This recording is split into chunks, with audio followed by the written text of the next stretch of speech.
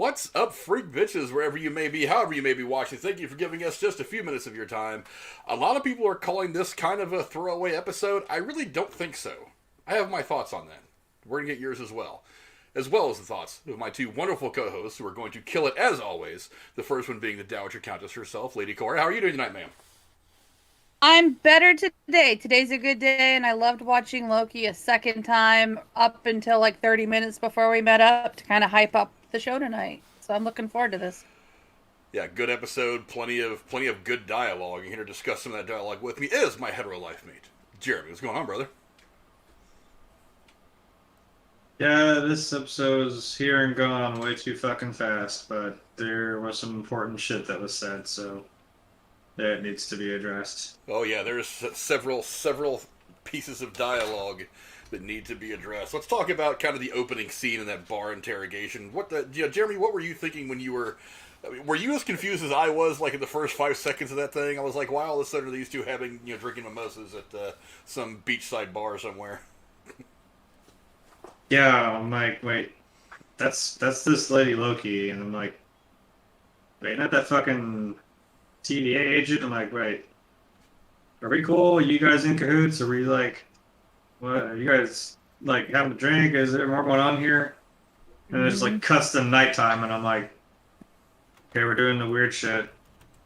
And then it's by about the end of it, like right before we see what she's actually doing to her, I'm like, oh wait, she's fucking with her, isn't she?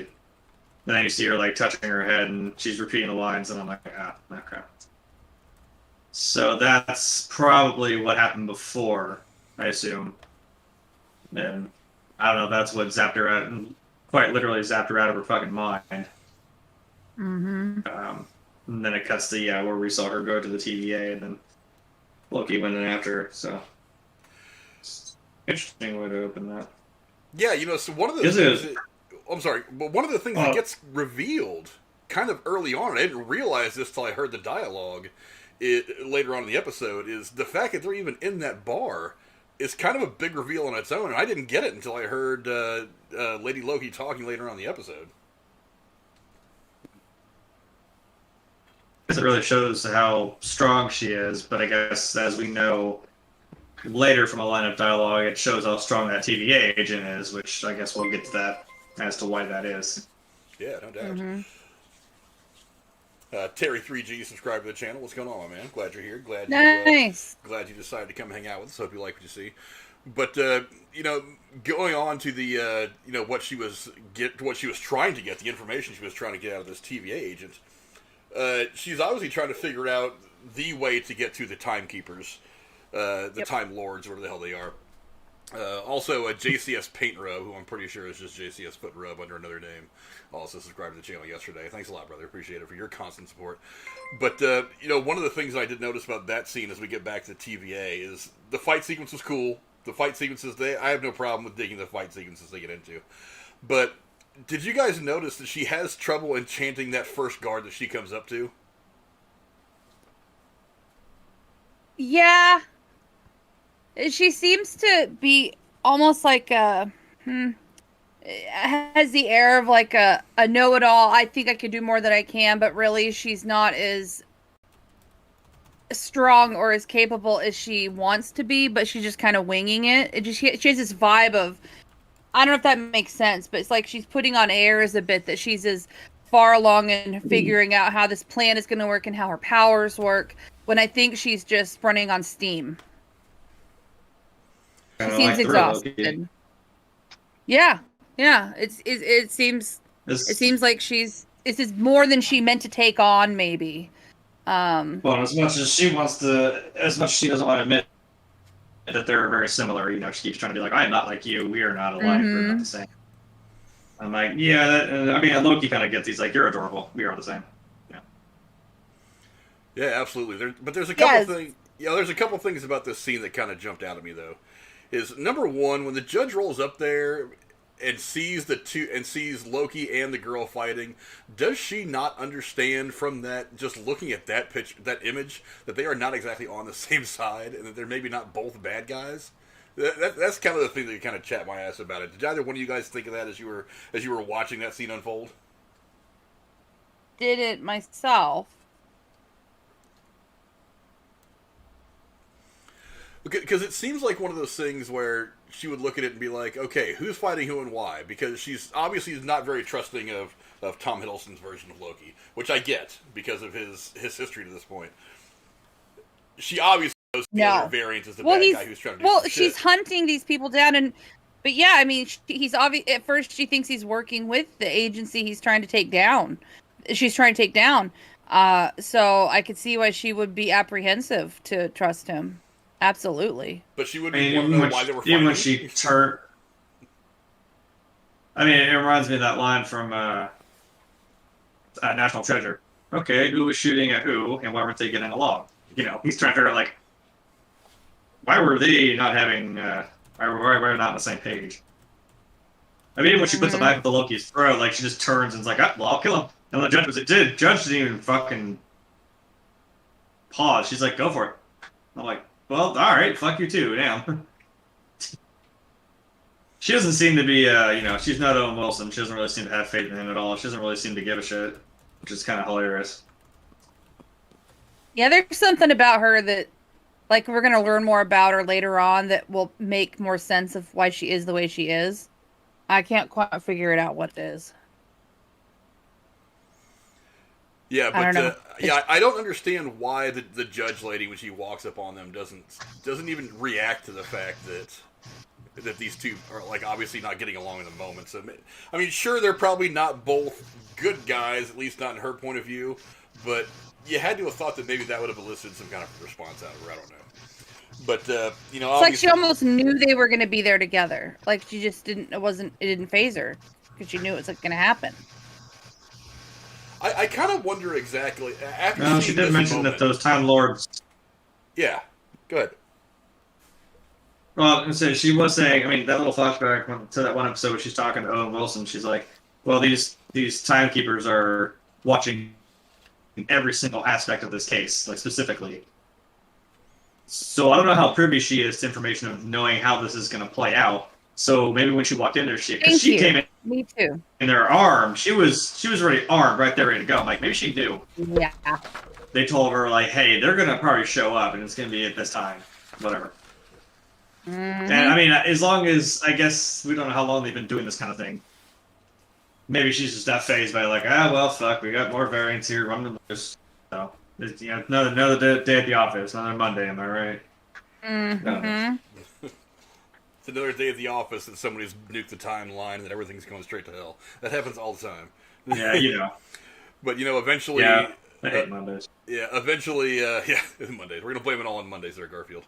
But, eventually over the course of this thing, Loki decides to, do whatever he's got to do just to get her away from the Time Lords.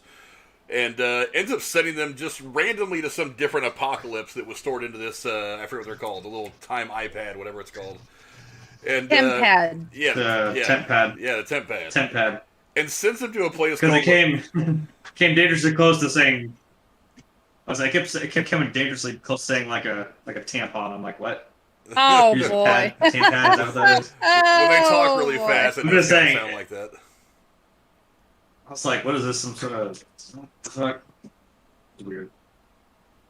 I'm also just a child, so I don't know. No, it's okay. I caught on that too. I was like, why not just call it temporal pad or like temporal device or something? The time card. I don't know. It's clever.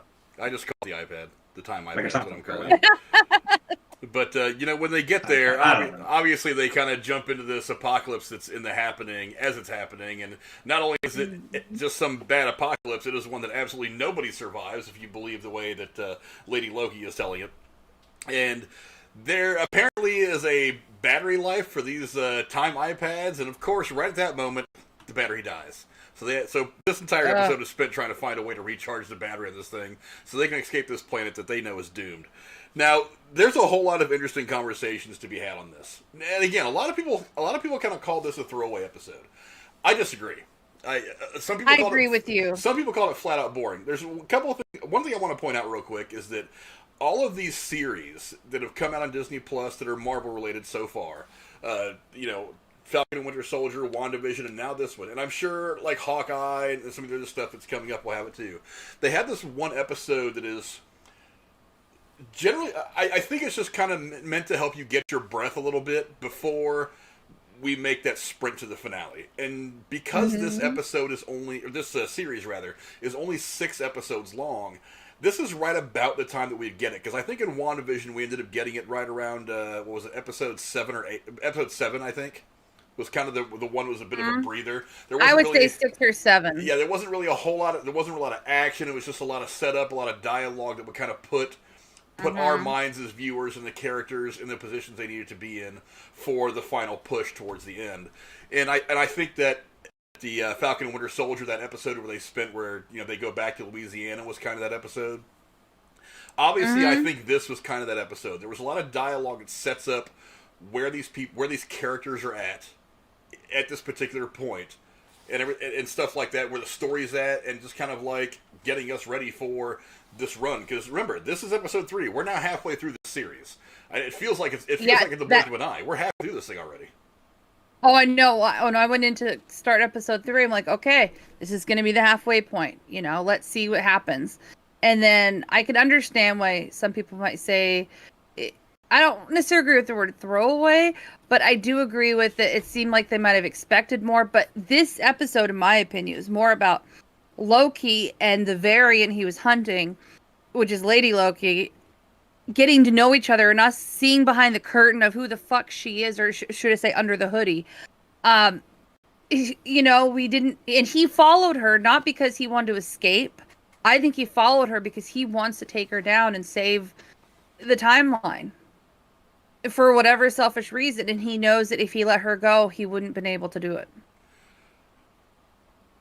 Jeremy, I think Loki is always playing a lot of angles. So while I think that he probably had better intentions than bad intentions when he followed her into that time door, I would hesitate to say that he necessarily wants to help the TVA or be a part of the good guys team. Okay. Okay. That's the trick about Loki, and one of the things that's making this entire series kind of fun to watch, especially the back and forth between Loki and Lady Loki, is that they're always working something. They're never entirely honest about what they're trying to do.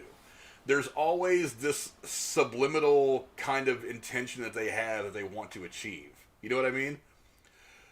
And that's one of the things that makes it kind of fun to watch these two do their thing, is that you never really know where it's going to go. It might look like they're doing this thing or that thing, or they're doing a good thing, but there's always some ulterior motive, There's always some other angle that they're playing if they don't immediately let you know what it is. And I think that's kind of the part of the back and forth between these two characters, is Loki is being matched up, not against an enemy like Thanos or Thor or any of the Avengers or whatever. He's being matched up against himself. Which is one of the interesting things about this, just in a different form, just a different variant, obviously. Jeremy, what are some of your thoughts on that? I mean, just this back and forth between the two characters, and can we believe anything that either one of them are saying right now? Well, if she's one of the same of him, I mean, you kind of take it with a grain of salt, and I'm kind of just sitting there watching. I mean, I know they apparently, I thought I heard her say, because he even asked her, like, what are you going to do? You're going to go in there, tear the place down, and then what? You're going to get to the timekeepers? Because, like, they seem like they have the same goal. Maybe they're just going about it different ways. And maybe there is a way to do this together, I guess, which is what Loki's whole angle is. He's trying to, she may be his best option at the time. And, I guess the plot point that the time card thing breaks, I'm like, but did it though? I did that face, that Thor, like that meme of Thor, where I'm like, yeah, did it though? You were the god of mischief. Did it really break, or are you just doing some magic bullshit? You fucking with her, just keep her. You're trying to keep the status quo and as much in his favor, I guess, as he can. I had that same thought when I saw him pull the broken thing out. I was like, and there it is on the screen right now. Actually, I was kind of wondering. I was like, is he bullshitting her, or is it actually broken? Because I kind of wonder. Exactly. I hate to sit there and not believe it. Well, again, like I said, they're both working very hard to pull the wool over each other's eyes for whatever reasons. So, can you believe any of this shit at this point? Because when I first watched this, he pulls it out, and I'm like, I don't know if he's lying to her right now. I don't know if this broken time pad is an illusion that he's trying to. I mean, because think about it, he's already done something like this when they first go over to that Renaissance fair, and he's trying to string out the TVA for whatever reasons he had. He's already done it to them. Who's to say he won't play the same kind of game with her? Oh, shit. I hadn't even thought that it could have been a fake one. I assumed it was the... Wow. Okay. I wasn't thinking out enough. I, for like a second, was like, oh, that sucks. But then I was like, but is it though? I hate to sit there in like a weird limbo where I'm just like not believing it, but I'm like, all right, I'll watch you guys struggle to find your 1.21 gigawatts of power to start this thing up again. And I don't know, because she keeps saying, oh, I'm the only one who can do this. I'm the only one who can do this. I don't feel like you are. I hate that I'm just like calling bullshit on everything they're even saying to me. I'm like, I'm pretty sure he can figure it out. Or there's some other way. I don't know. I agree with you. Yeah, I agree, but as well, it's hard to know what's true, what's going on between these two. But there's a whole lot of great dialogue that whole time that they spent this journey to this arc to try to recharge the time pad. And one of the first things that she says, she's not a Loki. Now, that to me kind of jarred me at first, because I was like, well, then how is she a variant? What is she? And then later on she says that she's not that anymore. So was she at one point? How do you go from being a variant of one of these individuals to being your own thing? What does she mean by she's not that anymore? I don't know. I mean, is it some... It's like I could see it in two angles. It's either an SJW angle of someone choosing to be transgender, or it's some type of storyline where through her magic somehow she's able to change her life or change timelines somehow. Maybe that's why the Hornburg. Yeah, how much it used to be. Maybe. I don't know. It's strange. Kind of like it could. Good. I don't know. It just seems strange to me altogether. There are different versions of people in this whole long timeline that can encounter each other. It's very strange to me, and there's so many like questions. But I'm trying, like Frank says, just go with it. Don't read too much into it. Let them, tell you what it is and isn't as the show goes on. But I'm very confused. Not gonna lie. Yeah, it's maybe she is from some other timeline. Maybe she has like some weird vendetta against them or something, because she was a variant and she presumably went through the same shit Loki's going through right now. Mm-hmm. And something happened. I don't know. I was gonna say, it's kind of like with Horus. It's like you play the Star Wars angle. It's like, oh, what I'm telling you is true from a certain point of view, as old Obi-Wan said. Oh, well, he's not Anakin Skywalker anymore. Darth Vader killed him because he stopped being him. I'm like, that's a dumb explanation, but maybe that's what it means. Maybe that's what it means. Like, oh, he ceased to be Anakin Skywalker and became Darth Vader. I'm like, whatever, man. Sure. Yeah. Space magic. Well, I think the motivation is probably maybe it's like that too. Is the motivation's important too? I think on her part. Yeah. What made her? I mean, you say she might have some vendetta against the TVA. I think it's pretty clear that she has some kind of a problem with the TVA.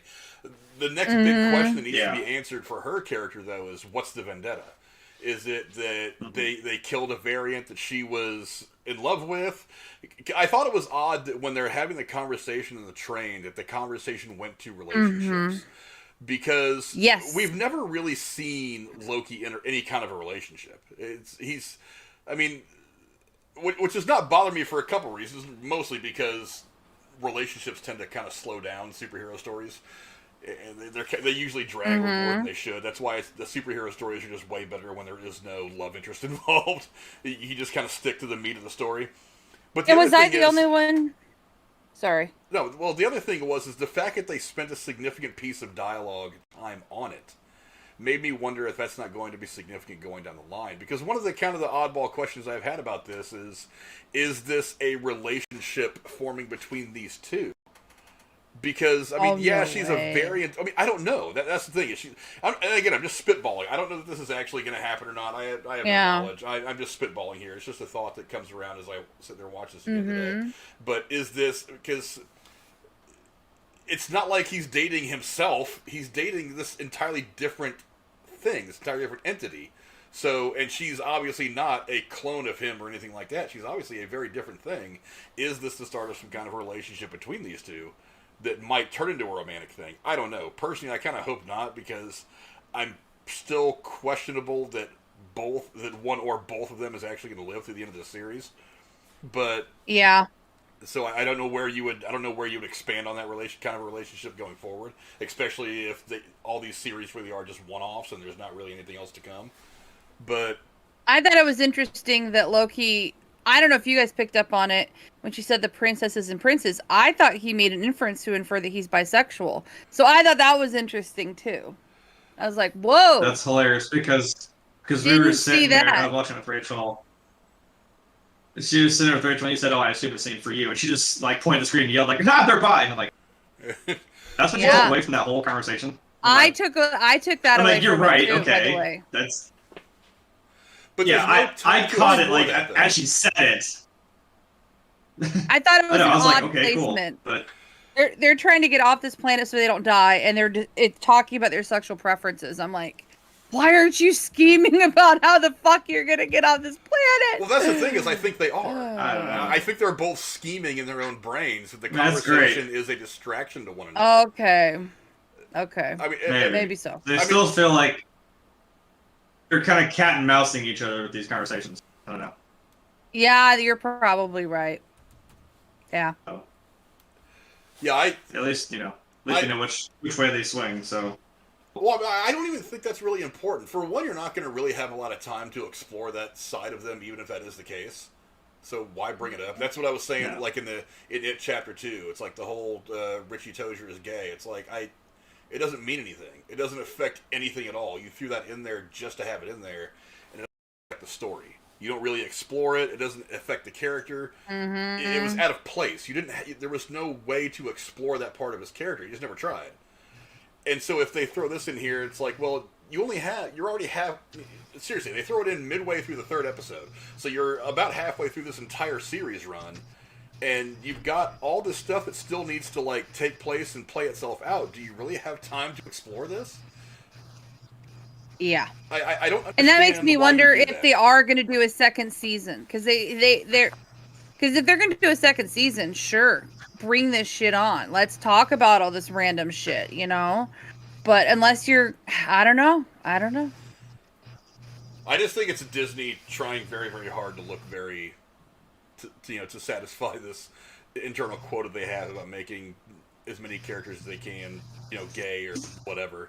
It just look. Like I said it 100 times. I don't mind if a character is gay if it's a natural part of the character's evolution. Agree. But when you force it, it kind of like it doesn't fit. And now, like people talk about that, and it's like, well, that has absolutely nothing to do with what's going on. And on top of that, it wasn't even news because before even episode 1 came out, we had talked about it already. That the director of the series had talked about how they were going to explore his gender fluidity. It's like, well, you're not really exploring anything. For one, you've already said so. I mean, you've already said you already saw that one thing on his dossier that said gender fluid. So it's like you've already shown it there. You're not really exploring anything. How are you going to explore this part of them and deal with all the stuff that needs to play itself out? Because as it stands right now, they have to find their way off this planet that's getting ready to get destroyed in any second now.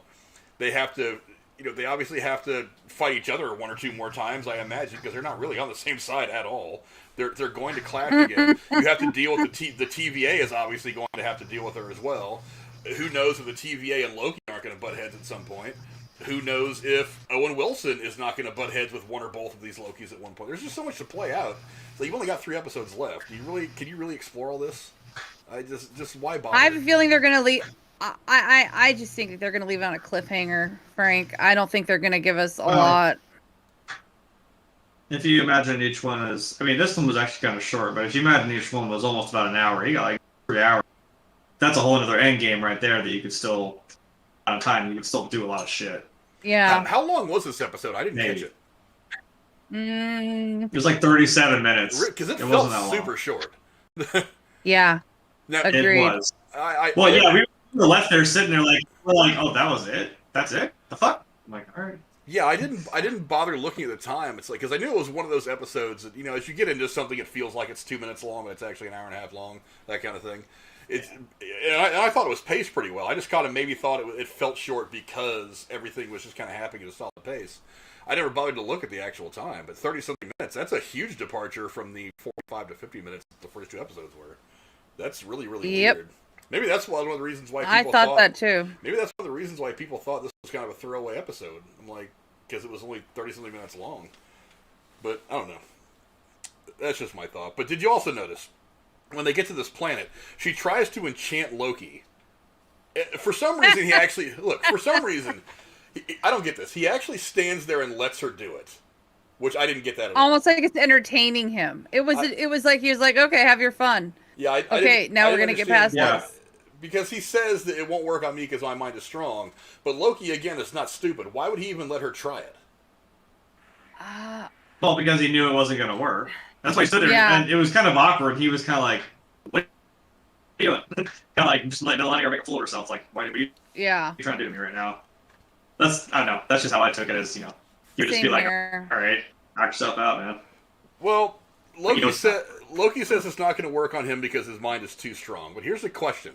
From then on out, given some of the things that happened, did it actually work? Because one of the things that I've read about since this episode came out a day or two ago is that she actually enchanted him and is just letting him think that it didn't work so that she can kind of steer this thing to where it's going. But that's kind of pretty fucked up. That's the back and forth between these two. It's like, did Loki actually get somehow enchanted by her? Is Loki lying to her that the time iPad was actually destroyed? This back and forth is one of the things that made this episode fun. But like every single time she would say, hey, let's do this. He's like, yeah, give up the time card? No. You want to take a nap? And what, then take it from me? No. Like, he was just on her every single time that any way that he would probably lose that thing to her, it was just going to be like, nope, not falling for your shit. So I'm like, I don't know. But again, maybe he's at least somewhat strong enough to like play her back a little bit. I don't know. Is it possible that maybe Loki kind of reversed the enchantment and he somehow took some kind of control over her? I don't know. No, there's so many like what ifs and so much that isn't explained that it's like everything's up in the air. It could be anything, and I don't know. I'm glad we had the progression of this episode of seeing them talk to each other away from the TVA and everything, and understand her motives some more potentially. But other than that, I got nothing but more questions out of this episode. I have one. When I guess she took a nap, and she woke up to... I saw that. Well, I mean, Loki doing his thing, and someone made a meme like, "Oh my god, he smashes like another." I noticed that part too. Cool. That's very Thor of him. Yeah. But no, when she wakes up, there's like a weird some dude walks by and they make eye contact, and he goes in some back room. It's like they're staring at him, and he just I was like, what the fuck was that? And then she just we just had to awkwardly watch Loki sit there and sing for 2-3 minutes, and she keeps staring at him, and I'm like, what the hell was that? I know it's weird that he's sitting there drunkenly singing, or if gods get drunk, I don't know. This could just be a scheme again. I don't know. What kind of space alcohol you got that made a god? But I was like, well, who was that fucking dude that they specifically look at? And he looks back at her and walks to some back room of that train. I'm like, wait, who the fuck? I'm like, I thought, well, wait, did he pull a switch? Maybe that's him, or he enchanted that dude to do something, and then I don't know. I never thought of that. See, I'm like, is that really Loki, or is that? But then we did the little magic bullshit. I'm like, okay, maybe that is him. I don't know. No, that's a good thought. Well, and he did say, she told him well, I learned how to, it seems like they learn these tricks over time, or learn how to, because Loki said I was taught by my mother how to do all these things. And he was like, so how do you do this enchantment shit? Remember, he said, how do you do that? She's like, I taught myself. He's like, how? And she's like, well, I had to make contact, and then isn't it weird that right after that, that dude start taking off? Like, did Loki, since his mind is so much stronger than hers, apparently, since she can't enchant him, Like maybe it was he's able all to a still setup be to doing. get the device back from him. Maybe, like, he's gonna learn how to do this from her, and he was strong enough to keep himself drunkenly singing while he enchanted that guy to go do other shenanigans back here. I don't know. No, it's a good thought. Huh. Yeah, it's that whole train ride gave us a lot of pretty good dialogue. First off, we end up finding out during this time that everybody who works for the TVA is a variant. Now, I wondered that this from was the a pretty fucking big, beginning of the record. This was a big reveal. And remember, I actually said didn't we something about say this a that? while back. Yeah, I said I wonder if Owen You Wilson did. himself wasn't a variant. And I thought that maybe one or two people would be, but the fact that everybody who works for the TVA is a variant, it makes me wonder why are they there then if we got to kill all variants? This is like a weird Fallout thing again, where I'm like, oh, they don't, because I mean, most people's like, they don't know that. I'm like, crap. Maybe she is that one. You know, it's like maybe she understood something was not right, and it's like these time lords, whatever, have this.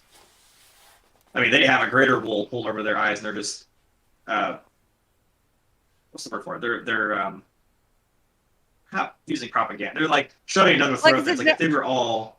So you think it's like a giant, like Matrixy prison thing where they don't know their variants, Like so they're doing the work of the TVA, but while they're brainwashed and don't realize they're living in a prison of a false reality, doing the bidding of their captors. Yeah, if they told them, "Hey, this is what it is," and I'm like, maybe she understood it, because I mean, it is like that. Like I said, in Fallout, there's a world. It's like the Matrix. They're all plugged into this like weird fantasy world in this vault. But there's one old lady on the street. She just seems like a crazy old lady, but you know going in, but they don't, because they've all been in there. Like, believe that this is where they live. This is the. It's like a picturesque little life that they all live in a normal nuclear apocalypse world. But there's this one old lady that just keeps thinking that she's crazy, because she's like, no, this isn't real. Don't go in this house. Like, this isn't where we are. Like, this isn't something. Like, they're all like, old Mrs. Jenkins, she's just crazy. And I'm like, but because you went in there, you're like, no, she is actually the one who's right, which is kind of fucked up. I'm like, God, that fucking poor. She actually knows, and she is trapped in there. And I'm like, fuck. So maybe that's Lady Loki's thing, is maybe she figured out something bigger going on, that they're just lying to all these people. Maybe that's what it is. Maybe, but another thing that kind of struck me as odd in that scene where he's doing all the dancing around and stuff like that. Remember, he did the same thing in Pompeii, trying to help Mobius decipher whether or not there would be any variant signal in that moment. So I wonder, and what do you guys think about this theory I had as I was watching it again today, do you think he was doing that to try to throw out some kind of a slight variant signal as like a flag to the TVA or to Mobius to try to attract his attention? Holy crap. I didn't even think about that, but I'm tending to agree with you in this moment. Because that's exactly what he did in Pompeii, throwing all the food around and talking to these people and talking to them and shit like that. It seemed like that's exactly what he was trying to do by having all these people sing and throwing the glass down and doing whatever, that he was trying to trigger something with somebody at the TVA to say, hey, wait a minute, why is this little bit of a thing showing up here? That was my thought. Jeremy, what do you think of that? Mm-hmm. I kind of too, because it almost mirrored the fact that, remember, the whole idea at first was, well, they're all gonna die. Why does that matter? Because he did say, like, well, it's the end of the world. What's it matter? I'm like, is he saying that same thing, like, where he's like, oh, well, it doesn't matter what I do, they're all gonna die anyway? Because I mean, she does say it's all gonna be in vain. It seems like she knows how this plays out. That they're all gonna die. So if it's all in vain that they're even going anywhere, I'm like, that's kind of a sad thing too. I'm like, if they're just saying, hey, we're gonna get you to safety on this train that goes nowhere, and you're still gonna die. I'm like, oh, damn. Not really comforting. Yeah. Also, just kind of at the end of the episode, there was this general malaise by Loki that like the Ark, we'll get to this in a minute, but the Ark gets destroyed, and there's apparently no way off this planet now before it gets destroyed. It didn't seem like Loki was all that bothered. You know what I mean? I agree. He kind of stood there like, well, Because That I didn't think work he out. I'm has like, oh, something up his sleeve. Like I think he has maybe like you were saying, the accurate working transporter pad thing. Um, Potentially, and maybe he has some type of confidence that the timekeepers will find him. my I other don't know. question is what else did he have from the TVA? Like, did he have the little ring that he had when, or what it was that Good when he question. kept telling? I'm like, wait, what did he really have with him? Like, he has the little time card, but I'm like, does he have anything else from them, or as a servant variant? I guess he is now. Does he have any other? I guess they don't trust him. They don't trust him with anything. Also, I mean, where do you get the fucking daggers from? They just pull out of thin air. He didn't get those out of thin air. When they came back in to the TVA, he realized he was in the locker room and looked over and remember seeing the daggers getting put back in the locker before they went on the mission. So he just went in the Okay. locker and took them before he went after to chase her. Okay. Because I'm like, wait a minute, does he have his magic again? Like, what's he doing? There's not like a collar rod that restricts him. I don't know. I mean, I saw him looking at the locker. You don't see him taking them out, but you see him looking at the locker, and then they change scenes. And then you see him Yeah, in the it was like at hallway. the start. It was at the start that maybe I just like slightly missed it. I was probably still getting settled down to sit and watch it. Gotcha. Maybe I kind of missed that first part. I thought it was strange that she went to the judge's office, so it makes me wonder if through the judge's office is the secret elevator that leads to where, the timekeepers are. And there's just something about that lady. It's like, I wonder, is she really the timekeepers herself? And, she's just the only one that talks to them? I Yeah. mean, that Well, occurred to me, but I the could be very wrong on that. the girl did say like, oh, the elevators are gold, and she like told them. So I'm like, so you know where they're at? I'm like, I don't think they would just tell any random Minuteman like how to find these time Thank lords. you. I'm Thank you like, for how did that. she know that?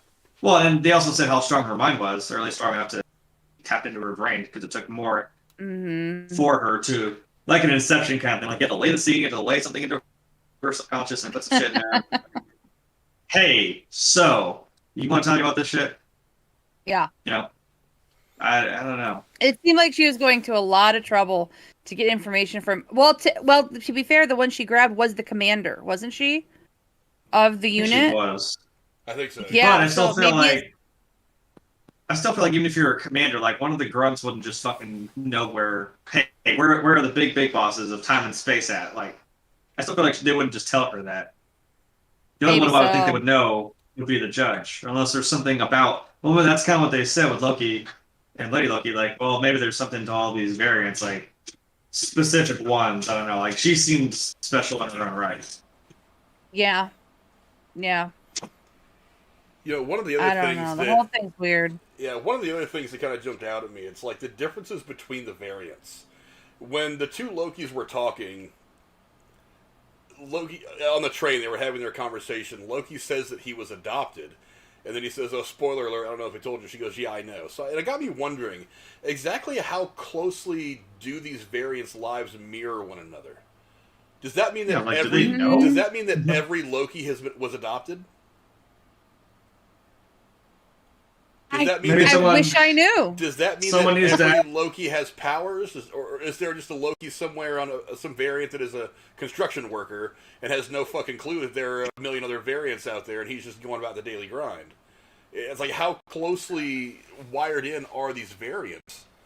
That I mean, because the variants that we saw in the holograms in the last episode, they all looked like Tom Hiddleston's version of Loki.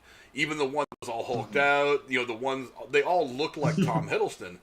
So exactly why suddenly do we have the female version, the Lady Loki version, and B, how closely intertwined are all these guys? Did they all hit like puberty at the exact same time? If one of them falls and breaks their arm, does the other ones all fall and break their arm at the exact same time? I'm serious. I mean, I wonder how closely wired in these Maybe guys really are. I maybe it's wish like I knew. the whole. Maybe it's what's it called, a diadem? Kind of like what they tried to do with Star Wars with Rey and Kylo Ren, that they're two halves of of an equation. Like there are two parts of the force Oh, that yin and yang kind of thing. yeah, maybe that's what it was kind of going for. Like maybe that's what they are. They're two sides of this coin. Maybe. I don't know. The only thing I can think of. No, I like it though. I mean, it's a really Yeah. good, maybe this is what's going on. I don't know, you guys. I just wish I look forward to getting some answers, but I did like this episode overall, Yeah. and I thought it was really great that they gave Loki more time for character development as well. Like he might be humbled by all this, maybe. Like it doesn't seem like so much of a challenge, and he's not trying to get away from the TVA. It seems like he's exploring who he is by getting to know her. Maybe I'm the only one who picked up on that.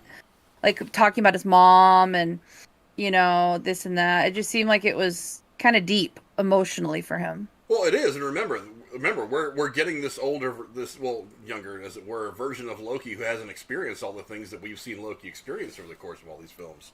So he is kind of going through this growth over the course of this one series that we saw over the course of several films. So yeah, I mean, there is going to be, we are going to be able to see this kind of accelerated growth through the Loki that we would eventually know, at least something like it anyway. That's my thought. Yeah. But let's see, what else is in my notes that I had here? Let's see. I already got ahead of myself and talked about the info about everybody being a variant. But obviously, they take the train to this arc, and before they actually get to the arc, there's another killer action sequence where a whole bunch of fighting, meteors falling everywhere, which is one of the things that kind of annoyed me a little bit about this episode, is I don't understand why there's certain places where these meteors are falling out of the sky in heavy amounts, and then there's other parts of the episode where they're just meandering through this desert planet without so much as a pebble flying through the air. I didn't really get it. I was like, if this place is having meteors rain on it from this planet above it that's breaking up, why is there's like these little sections here and there where they don't seem to deal with anything like that? I don't know. Did you guys notice anything about that? Did that trip your guys' minds the way it did mine? I thought it was interesting that everywhere they went seemed to be okay, and I was waiting for the shack they went in where they first thought there would be power for the roof to come down on them, but it didn't. I don't know. It just seemed kind of movie magic how perfectly they didn't get fucked up or hit badly and one of them die, That's what I was waiting for. I was waiting for one of them to get hit and die and the other one escape or pretend to be the other one or something like that and leave the other one behind. I don't know if that makes sense, but I don't think either one of them it was very died strange. This episode, because you still have 3 episodes left to deal with, and for you can't lose Tom Hiddleston. He's the star of the show. And you can't really lose Lady Loki because she's the antagonist. So you have to have the eventual showdown between these two. And again, between all them and the TVA and blah blah blah. There's still too much that has to happen for either one of them to die in this episode. Okay. I did get a kick out of, and you can actually see it right there. The picture just popped up when they went to this shack out in the middle of nowhere, and the chick uses her whatever cannon to eat them both off her fucking porch. It's like, I thought. Honestly, Jeremy, I couldn't help think when I first saw it, I was like, Jeremy's going to kick out of the scene. What'd you think of that? Yeah, because I think it was right before that when they were looking. Yeah, she was looking at that little neon sign, whatever. And I mean, me, I guess, being the gamer, I was like, this looks a lot like Borderlands. That's what that reminds me of, like Borderlands and maybe a little bit of Fallout. And then, like, as soon as they open the door and they just get knocked on her ass, I was like, she just says, like, you sit there with the fucking some big shotgun space cannon bullshit. And I was like, all right, sure, all right. And also, I'm like, is that lady just gonna die? I mean, cool. If she just says, fuck it, I'm staying here with my home and I'm dying. And I mean, I know Loki tried.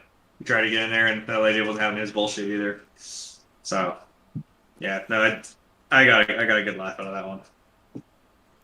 I thought it was pretty funny too.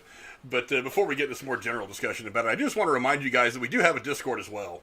And one of the cool things about this Discord is we can keep the talk going for a long, long time. Well, we can keep the talk going whenever we're not actively on a stream. So you guys can definitely go check out our Discord channel. The link is in the description below.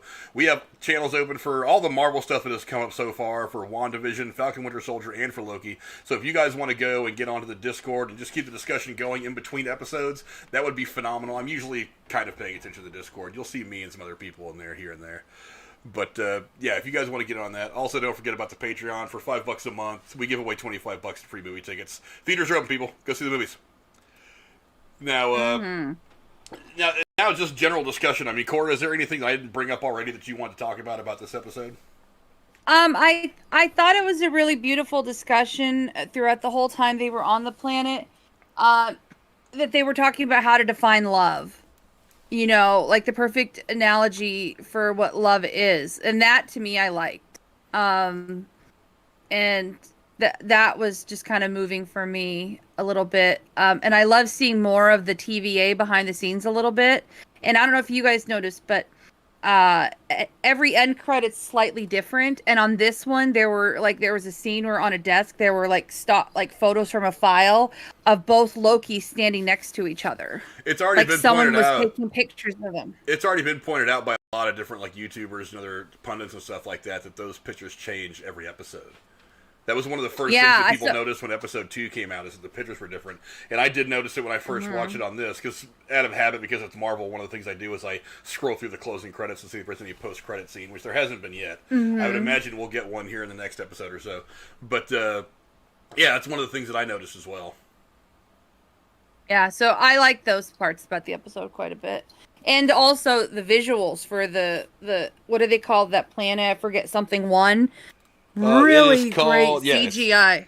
Tell us something. The CGI graphics for depicting that planet was fucking stunning. I mean, kudos to whoever designed that. That was great. Yeah, there's one picture. Let me try to find it really quick because I really, really dig it. It kind of I kind of rolled my eyes at first because I thought it was well, it's this meteor hitting a planet. You think they'd all die when this meteor hits the planet, but it was. You can see as they're getting into the town, the meteor kind of landing in the background of the shot. There it is, right there. Actually, there it is, right there. You guys can see it. I don't know why it. There we go. Ah, damn it. I'm not used to scrolling through these damn things the way that I usually do. But yeah, there's this really cool image of the of that giant meteor coming down in the background as they're walking towards where the Ark is. Yep. Oh, God damn it, I had it. I don't know what the hell happened to it. Oh well. But anyway. No, I hear you. I remember it. And I also, the visual of when the Ark got split in half was really well done too. And the way they showed the looks on their faces, oh, fuck. Yeah. You know, they're like... And she even just kind of walked away like it didn't mean shit. He was just kind of standing there looking at it. She just took off. I was like, hey, where are you going? Hey. Again, I know, me too. That's one of the reasons why I was She just walked off like it didn't matter. Yeah, that's one of the reasons why I was kind of... I mean, maybe it's just that she was kind of giving up on the whole situation. But I did think... We did have that moment where she just screamed out of frustration. I was kind of actually okay. And Loki was like, you feel better? And she's like, yeah. Yeah, because I can imagine, right, if I were there and I would get to that point, and there's actually that picture right there, you can see the that giant meteor that slowly is coming down and hitting. I'm like, if that's really coming down out of space, wouldn't that be kind of a planet killer right there? Because I'm not exactly sure why that just lands out of space and doesn't really do much damage other than right there where it hits, but whatever. But Yep.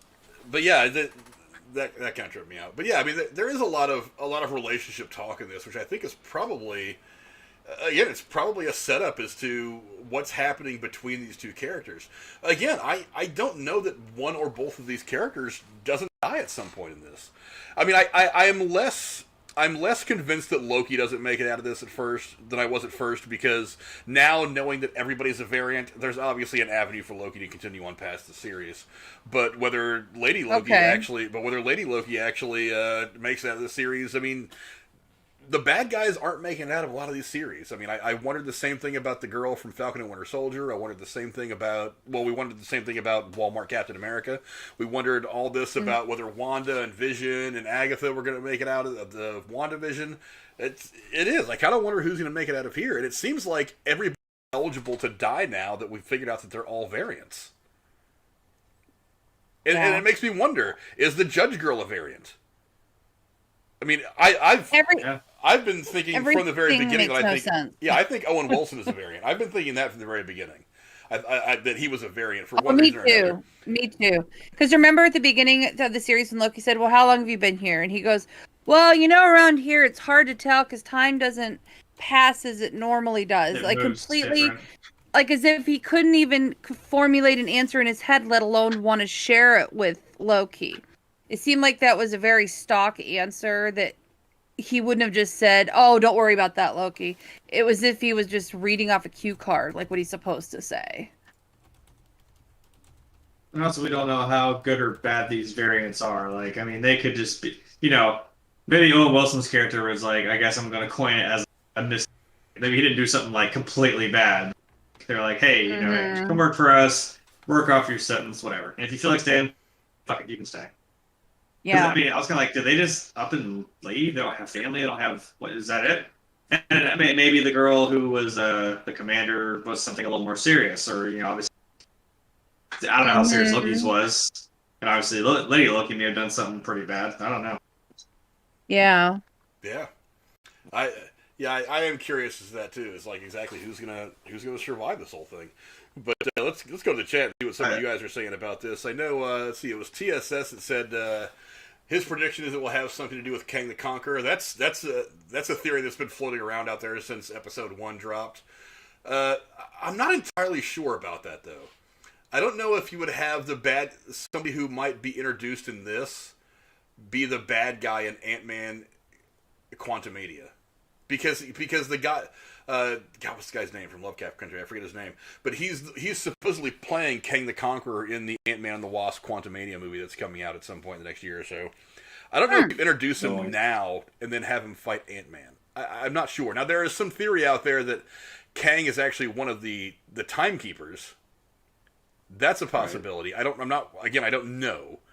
I'm kind of 50-50 on whether that's possible or not, but I don't know that you would introduce him here and then have him go be the main bad guy in the next Ant-Man movie. I'm not so sure about that.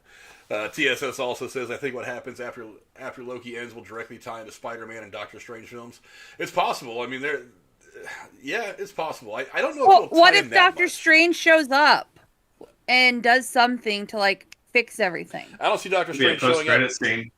I don't see Doctor Strange showing up. I think if they were going to play this game from a production standpoint, that they would have had somebody show up at the end of WandaVision.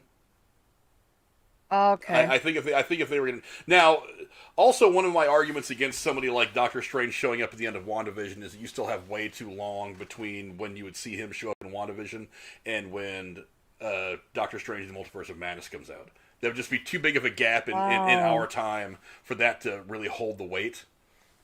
Okay. But I mean, it's possible. I mean, because I think they may have wrapped filming on Doctor Strange and the Multiverse of Madness. I'm not 100% sure. I think they may have wrapped filming fairly recently. So maybe, but we're still not supposed to be getting it until, I think, next summer. So that's still over a year. Or maybe even more. Yeah. I don't even know what the release date for that movie is. But, I mean, you're looking at a year to year and a half between the end of this series and that movie actually dropping. So it still seems like it's too long of a time. Now, there could be aspects of it that kind of carry over, because that's kind of a thing in all of the Marvel movies, is that there are certain aspects and little things that carry over from one project to the next. But, I don't know. I'm curious how soon before they announce whether they are or are not doing a second season. Because it'd be great if they did it before they end this season, but I have a feeling they won't. I think they'll leave it, I don't know, waiting on us. I think Marvel's pretty intent on slow rolling us on these Marvel Disney Plus shows. So I don't think they would have like a Falcon and Winter Soldier and this and that and I don't think they'd have 4 different series in production at the same time. Okay. But that's just me. Well, for one, they really started focusing on the Disney Plus stuff because they didn't have a whole lot of choice. They wanted to do it, obviously. They had started to do it a long time ago, but with filming schedules being so screwed up because of the pandemic, I think they didn't have much of a choice but to kind of put some of the movie stuff in the back burner for the time being while they were focusing on the stuff they already had going on with Disney Plus. So I think that's why they turned all their attention towards the series. But now that we're thankfully moving past all that, and we're starting to get into the actual filming of all these things again, they've wrapped on a couple different things. I know they wrapped on Spider-Man, I believe, recently too, the new Spider-Man movie. Oh, that's good. I think they've wrapped on that, or they're coming close to wrapping on it. They've also wrapped on what else was it? A bunch of other things. And on top of that, we have Black Widow coming out. They do want to start. Thank God. They do want to start turning more of their attention towards, well, at least an equal amount of attention towards the movie stuff. That's kind of the way I see it. I could be wrong. I mean, I don't know, Bob Chapek, or I don't know, any of these people, Kevin Feige. I don't hang out with these guys. So I don't know for sure, but that's just my thought on the matter. We can hope, right? We can hope. I mean, I really like what they're doing on Disney Plus. I hope that they do, now that they've actually got the TV stuff kind of in-house with the movie stuff and not kind of separated like it was with Agents of S.H.I.E.L.D. and some other stuff they tried to do. I'm really hoping that you can actually have this fully connected universe of movies and TV shows and have it, I like the idea. Very, very well. Yeah, agreed. Yeah, that's I don't know. We'll have to see. But yeah, again, a very good episode. I'm disappointed that so many people think that it was a waste. It really wasn't. It's that little breather that we were going to get before we go balls out to the end of this thing, to the end of this whole saga. And I think it's going to be fun. I think it's going to be a fun ride for the next 3 episodes. Agreed. But I think that's all we can really say. Any closing thoughts for you, Lady Cora, about this episode and what you might expect in the next one? Mad respect for all the people who work on the show, because if they somehow find a way to unravel this ball of confusion that we're all experiencing as viewers into a nice, neat little understandable package, I don't know how they did it, because it's quite the riddle. So kudos. Hey, they did a great job doing just that with 2 other series that we've already seen in WandaVision and Falcon Winter Soldier. So at this point, and me and Jeremy say this ad nauseum, in Feige we trust. I can't shit on anything the guy's done, really. I mean, he's put together a killer universe and a killer way of telling these stories. So I'm just, like I said, I'm not going to doubt the guy. I'm just along for the ride. I'm going to let him spoon feed me whatever the hell he wants to spoon feed me. I'm down. But what are some of your expectations for the next episode? What do you think we're going to see? I think we're going to see TVA agents, the TVA side of what did they do when they vanished, because all we see them is watching them say, "Don't go, Loki," and he goes. I want to see what happened on the backside of it, and how are they going to track him down. And I have a strong feeling they're going to end up saving them both, because how else are they going to get saved? So somehow they're going to track him down, and I want to know how they're going to do it. So that's my thought. Jeremy, what about you? Final thoughts on this episode and some kind of sneak peeks as to what you think is going to happen in the next episode? Well, I remember now what I was going to say, I think, earlier. I think I know why it reminded me of Fallout a little bit, because when they flashed the year across the screen, it said 2077, and all you Wastelanders out there know exactly what that year means. I was like, oh, damn it. Is that a joke? Because that seems... I mean, you didn't just throw a random number generator on that fucking year. Like, I know this is Earth, but hey. Yeah, and then we were in a war for the next 200 fucking years. Jesus Christ. Yeah, instead of a bomb, it's a whole fucking planet coming down. Yeah, I don't know. I think the only thing that I guess was weird for me was when I get your sensitivity, but those guards were still fighting them when the planet is literally crashing into them. I'm like, guys, it's not a big deal. They're gonna die. Like, what are you doing? Why are you fighting them? I don't know. Yeah. I was kind of like, why are we watching them fight them? Like, dudes, do you not see what did you looked up in a minute? I don't know. That was what threw me off. I don't know. Cool episode, and like I said, that's part of why I had Fallout vibes. / Borderland vibes. The next episode, maybe, like you said, it might have to do with, like you said, with the TVA, maybe because I know they got their lines are spiking out of fucking control, but maybe it's Owen Wilson or somebody's gonna catch. Like, wait a minute, Do you think we'll get our first sighting of the 3 timekeepers? I feel like if you want to do that kind of reveal, maybe a little bit later. I feel like I that don't know. reveal probably happens late in episode 5, as kind of a lead up to everything happening in the final episode. Maybe, yeah. I think it might be a shade to Episode 5 is going to be here before we fucking know it, though. Now, I think it happens at the end of an episode. This is, well, whatever they are, if they even really exist. I mean, because there's this theory running around that they don't even exist. That they're kind of like, I don't know. Somebody might get mad at me for making this comparison. They might be like Jesus.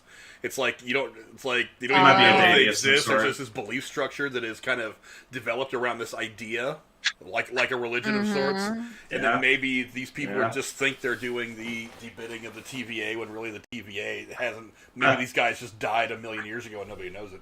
You know what I mean? Hey, wait. Yeah. It's more Fallout. It's like the Children of Adam. I'm like, you guys know that shit doesn't exist. Look, this is not a religious statement, but before anyone comes at me, that's your disclaimer. That has nothing to do with my beliefs or lack thereof or whatever. I fucking hate the Children of Adam because they're so goddamn annoying and they're so, like, it's not quite like that, but I'm like, why are you?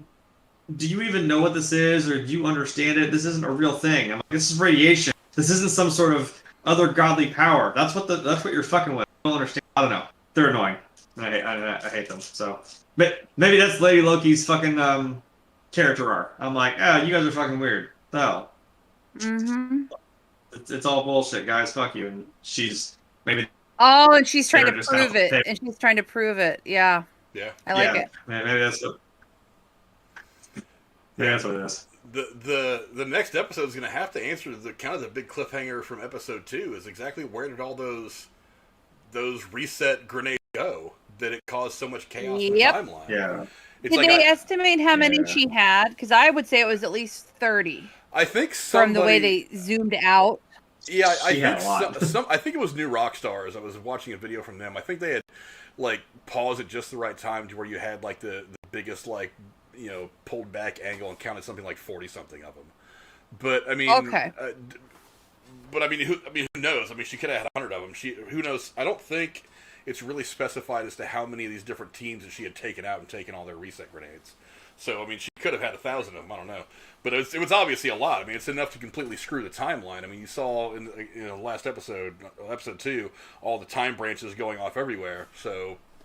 I mean, even one of those in the right spot could do serious damage to the timeline and cause multiple branches to branch off and do some crazy shit. So, who knows? But yeah, that's something that's going to have to be looked at in the next episode. Is exactly exactly how that all is playing out and exactly what they're doing to deal with it. But again, I don't get why people kind of shit on this episode. I thought it was good. I thought it was a whole lot of it was a lot of great dialogue. It was a lot of great character development between these two. I don't want to give it too much praise, but I mean that's kind of what the train scene was a little bit of that. Was a little taste of that scene from Heat in the diner. It's the good guy and the bad guy having this cool conversation rather than just fighting it out all the time. And you do kind of get a sense as to who these people really are. I'm not saying it's as good as that scene at all, but I mean that really is one of the most important things that came out of this episode is we have a better understanding now, not only of Lady Loki, because remember, we just saw her face at the very end of the last episode. This was supposed to be the episode where we start to get some kind of an explanation as to exactly who she is and what her motives are. And we didn't get it all, but we went a long way towards that. So you're going to have to donate kind of a big part of this episode to that anyway. So why not go ahead and have an episode like this where it's going to be a lot of dialogue? Her and Loki are obviously on opposite sides of some kind of angle. I don't know, whatever their personal angles are. They're obviously working against each other in more ways than they're working with each other. So why not have some good dialogue like this and really set up this confrontation that's going to eventually happen between the two of them? I thought it was a really good episode. I just had a thought. What if? Remember when they landed there, and then she was like, "Oh my God, why did you pick this place? You could not have picked it." I'm like, "Wait, he did that on purpose?" I know he's like, "Oh, I didn't have time to fucking look through it." Like maybe he did just swipe and just they went. I'm like, maybe he knew. Hey, that's probably the worst one. I assume maybe he looked through the rest because they were looking through all those apocalypses, right? Mm-hmm. Yeah, I was just about to say, what if he had set aside a file? Or he mentioned something that we didn't see so that they know where to look. I'm like a hurricane on Earth. I'm like, apocalyptic in a way, but I'm like, this is like, oh well, that's. I'm like, maybe he went there. Maybe that's a way to force it more into his corner. That like, hey, well, now you're stuck here with me, and this shit is about to go off. Maybe that's him again, just playing all like, this is kind of a double-edged sword. I'm gonna push her into this one, and I might actually force her to, or so help me, or at least get me along to where I need to be. I don't know. I just thought like that. Maybe he did it on purpose. See, I can't ever just trust him. It's infuriating. Yeah. Yeah. It's infuriating and fun all at the same time. That's the dichotomy of Loki. It's like he infuriates you, but you can't take he's that he can't take your eyes off him. You want to love him, but he's I'm like, and he does that little charming ass smile, little bastard. I can't even. I can't. Getting mad at him. I still have no idea why that my supervisor, like that just became my nickname. I'm like, why? Huh? Well, I don't know.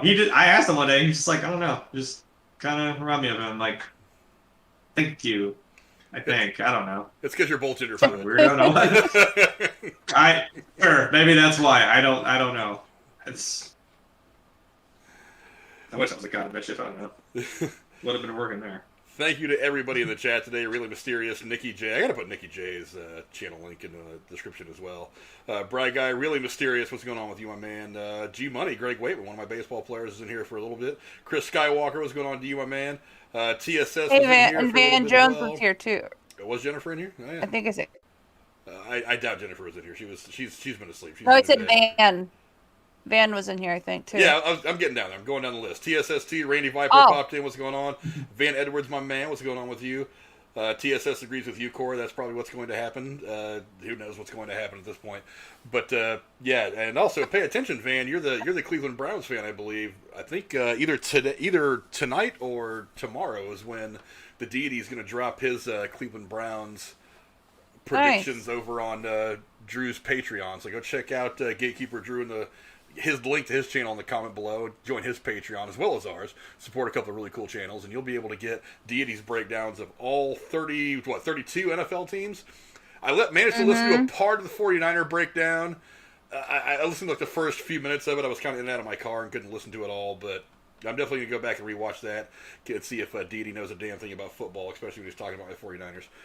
But, yeah, thank you all for coming around. Thank you all to my amazing co-hosts, as always, to Lady Cora and for my hetero life mate, Jeremy, for being so awesome and bringing so much great conversation to this channel. I absolutely adore you guys. You guys are the best.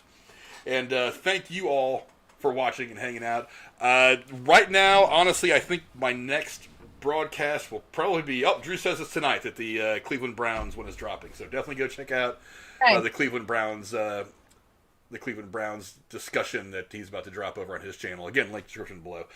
As far as I know right now, our next broadcast is probably going to be next Thursday. I don't think we're going to have one Tuesday. Okay.